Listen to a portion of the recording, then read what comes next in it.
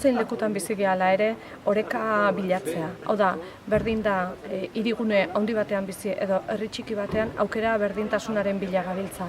Zentzu horretan aritu gea enpresak bisitatzen, landa inguruneko ekonomiarentzako ere garrantzitsua delako, baina aldi berean esan beharra dago enpresa horiek badituztela erronka desberdinak eta lagundu inbertzaile bereziki. Eta horretarako adibide bezala, momentu honetan ari gea banda zabala ekarri nahian horrelako guneetara. Zergatikan, gero eta gehiago mundu mailako presentzia, internet bidez egiten dien hainbat eta hainbat ekimen eta teknologia berriak uztartu behar ditugulako enpresa hauetan ere. Eta horretarako banda zabala gero eta beharrezkoagoa da. Baina berriro diot, oreka bilatuz, lurralde oreka eta aukera berdintasuna herri txikian bizi edo herri handietan bizi.